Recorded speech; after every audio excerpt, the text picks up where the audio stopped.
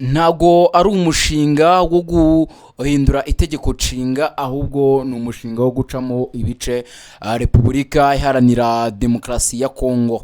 Ayo namwe mu magambo ari gukoreshwa n'abatavuga rumwe n'ubutegetsi bwa Perezida Felix Antoine Tshisekedi Tshilombo ko bijyanye no guhindura itegeko nshinga muri Repubulika Iharanira Demokarasi ya Kongo. Abo rero nabarangajwe imbere na Martin Fayulu, abatavuga rumwe n'ubutegetsi bafata nka perezida. Ibyo ndaje ngo tubiganireho, gusa si byo byonyine tugiye kuganiraho, ahubwo tugiye kuganira ku nama ya AFC 23 ndetse n'intumwa z'Ubusuwisi yabereye mu karere ka Rubavu hano mu gihugu cy'u Rwanda. Izo nkuru zose uko ari ebyiri ndazigufite, ngiye kuzigwa ku buryo burambuye. Di Benga Oziana in the Quick Times News, kanda subscribe kugira ngo tujye dukomeza kubana muri gahunda zitandukanye. Nkuhaye ikaze.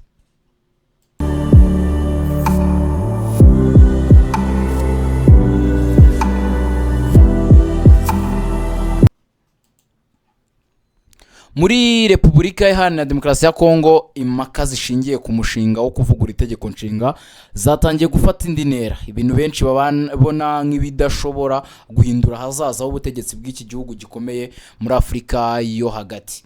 Mu byumweru bishize, bamwe mu banyapolitike mu ishyaka riri ku butegetsi ndetse nabegereye Perezida Felix Antoine Tshisekedi Tshilombo batangiye kuvuga ku gukosora cyangwa kuvugurura itegeko nshinga ryashyizwe mu mwaka wa 2006 nyuma y'intambara zari zarashegeshe Repubulika Iharanira Demokarasi ya Kongo. Nubwo ubutegetsi buvuga ko impinduka zigamije kunoza imiyoborere n'imikorere y'inzego za leta, abatavuga rumwe nabwo bo batangiye kubona nk'intambwe ishobora gufungura inzira yo kongera imbaraga z'ubutegetsi bwa perezida ndetse no kuba yakuraho umubare wa manda ziteganwa n'itegeko nshinga. Itegeko nshinga ryubatse nyuma y'intambara. Itegeko nshinga rya Kongo ryemejwe nyuma y'ibiganiro by'amahoro byari bigamije kongera kubaka igihugu cyari kivuye mu ntambara zikomeye zahitanye abantu benshi. Yashyizeho ihame rikomeye rivuga ko perezida atarenza manda ebyiri, buri manda ikamara imyaka 5. Ubwo nuvuga ko perezida atarenza imyaka 10 ari ku butegetsi. Iryo hame ryaje gufatwa nk'umushinga wa demokarasi muri Repubulika Iharanira Demokarasi ya Kongo, cyane cyane nyuma y'uko Joseph Kabila yashinjwaga gushaka kuguma ku butegetsi igihe manda ze zari zirangiye. Icyo gihe habaye imyigaragambyo n'igitutu mpuzamahanga byatumye habaho amatora yegejeje Felix Antoine Tshisekedi Tshilombo ku butegetsi. Uyu munsi kuba kongera kuvugwa impinduka mu itegeko nshinga biri gutuma benshi bibaza niba Kongo itabigiye kongera gusubira mu bibazo bya politike byigeze kuyijugunya mu mvururu ziteye ubwoba. Niki ubutegetsi bushaka guhindura? Icyo ni kimwe mu bintu ushobora kuba uri kwibaza, nubwo kugeza ubu nta nyandiko irambuye irashyirwa hanze ku mugaragaro. Bamwe mu begereye ubutegetsi bavuga ko hari ingingo kijyanye n'igihe ahubwo ziri mu itegeko nshinga rya Repubulika Iharanira Demokarasi ya Kongo. Mu byo bavuga harimo imikorere y'inzego hagati ya perezida na minisitiri w'intebe, imiterere y'ubutegetsi bw'intara, imikorere ya komisiyo y'amatora ndetse n'uburyo bwo gukemura amakimbirane ya politiki. Ariko abatavuga rumwe n'ubutegetsi bavuga ko inyuma y'izi mpamvu hashobora kuba hari umugambi wa politiki ugamije kongera kugenzura inzego no gutegura uburyo perezida yakomeza kugira ijambo rikomeye mu gihugu igihe manda ze zaba zirangiye.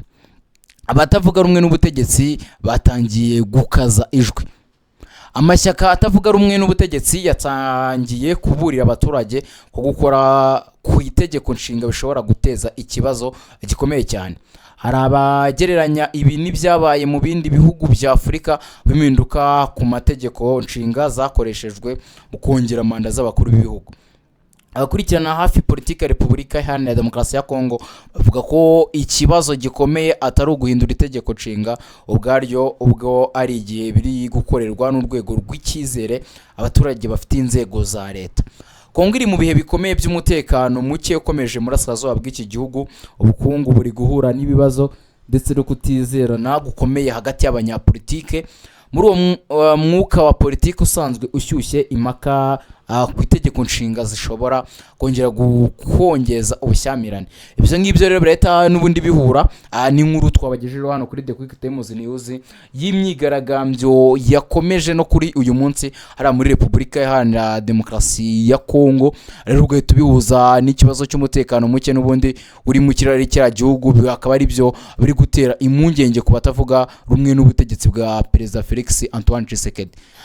Ese dushobora kwibaza se Tshisekedi ashobora kongera gushaka ububasha burenze? Iki nicyo kibazo kiri kwibazwa cyane muri Repubulika Iharanira Demokarasi ya Kongo. Perezida Felix Antoine Tshisekedi kugeza ubu ntaragaragaza ku mugaragaro ko ashaka guhindura manda cyangwa kongera igihe ayobora igihugu, ariko amagambo yamushyigikiyeyo akomeje gutuma impaka ziyongera. Abanyapolitike bamwe bavuga ko ubutegetsi bushobora kuba buri kugerageza gupima ubushyuhe bwa politike mbere yo kujya kure mu mushinga nyirizina.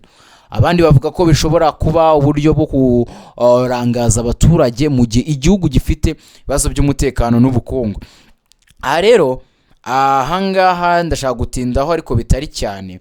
Hari abari kubona kuba abatavuga rumwe n'ubutegetsi bahanganye n'abari ku butegetsi n'ubundi bwo ndavuga bashyigikiye ishyaka UDPS riyoboye igihugu cya Repubulika Iharanira Demokarasi ya Kongo.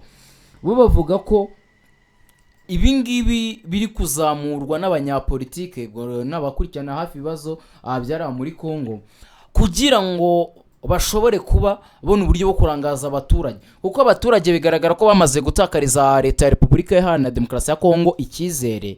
Ibi rero bishobora gukoreshwa nk'iturufu kugira ngo barangaze abaturage ndetse na bamwe mu batavuga rumwe n'ubutegetsi bwa Repubulika Iharanira Demokarasi ya Kongo kugira ngo batita cyane ku bibazo by'umutekano mu kiraro murasaza bwa Repubulika Iharanira Demokarasi ya Kongo.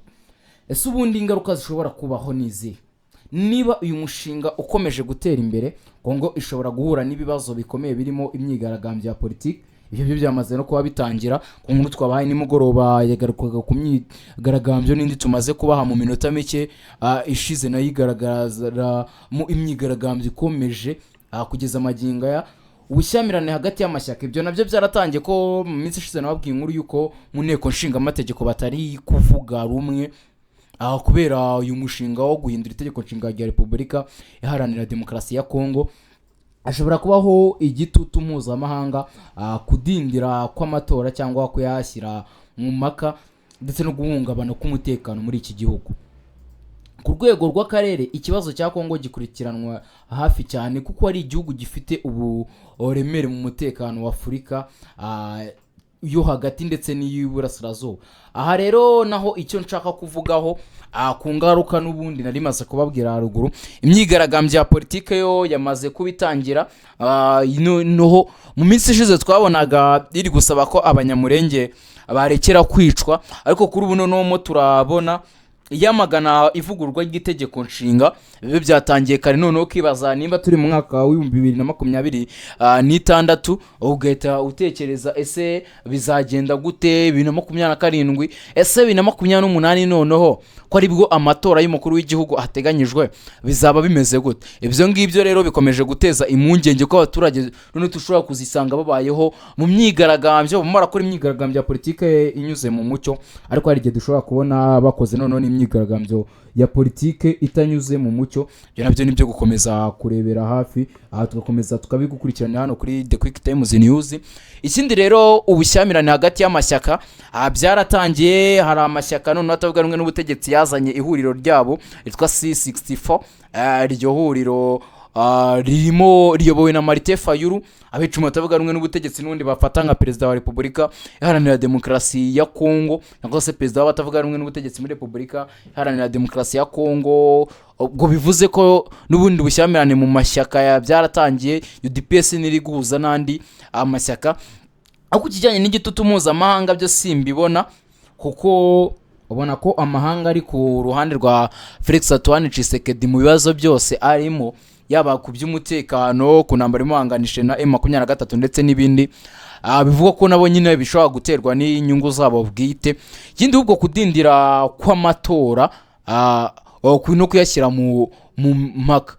n'ubundi biragaragara ko nibigera 2028 bimeze gutya amatora bigoye. Mu minsi ishize nibwo Perezida Felix Antoine Tshisekedi hari tariki ya 6 z'ukwezi gushize kwa kane nimba nibuka nuko nguko tariki 6 z'uku kwezi kwa Gicurasi nibwo yakoze ikiganiro n'itangazamakuru avuga ko mu gihe Kongo izaba imeze nk'uburyo imeze ubu 2028 nta matora azabaho ko amatora niyaba bari mu ntambara.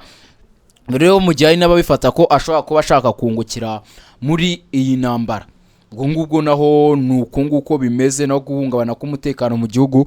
Ibyo ntabwo ari byo tugarukaho kuva ku ntambara ya mbere ya Repubulika Iharanira Demokarasi ya Kongo kujya ku ntambara ya kabiri, tukagenda tugasimuka muri za 2009 ubwo abarwanyi ba Laurent Désiré Nkunda abuburaga intwaro bakaza kumvikana. 2012 ubwo M23 yongeraga nayo yavukaga ikaza rwana ubwo yafataga nyine ibice bitandukanye byari muri Repubulika Iharanira Demokarasi ya Kongo ikaza gushukwa ikaba yahambirizwa tugata dufata 2022 n'ubundi bagaruka bubura intwaro kugeza magingo aya. Ubona ko Kongo yo kuby'umutekano byo n'ubundi umutekano w'iki gihugu warahungabanye.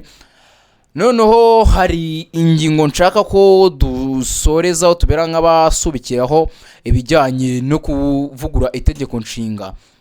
Amateka ya Kongo agaragaza ko ibibazo byinshi bya politike byakunze gutangira.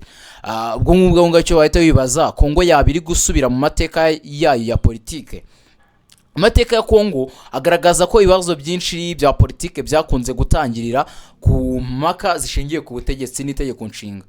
Niyo mpamvu ari impungenge ko igihugu gishobora kongera kwinjira mu mwuka mubi wa politike n'ibimande zitandukanye zitabashije kumvikana. Icyakora harabizera ko ibiganiro bya politike n'igitutu cy'abaturage bishobora gutuma impinduka zose zizakorwa mu mucyo kandi hadateje umutekano muke. Mu gihe impaka zikomeje gukaza umurego, amaso y'abanyekongo n'akarere ka Afurika yose ya Afurika y'Iburasirazuba ndetse na Afurika yo hagati akomeje kwerekezwa i Kinshasa ngo yazafatirwa icyerekezo gishobora kugira uruhare rukomeye ku hazaza ha demokarasi y'iki gihugu.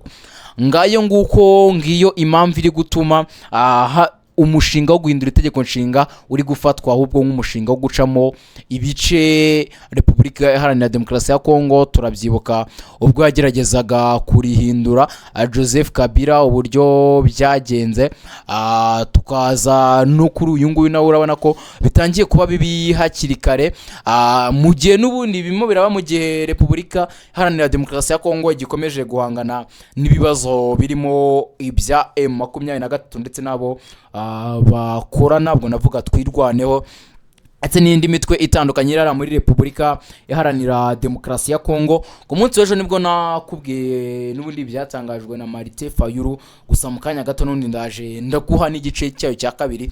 Gusa ndabanza kubwira ku nama ya AFC M23 ndetse n'Ubusuwisi yabereye hano mu gihugu cy'u Rwanda mu karere ka Rubavu.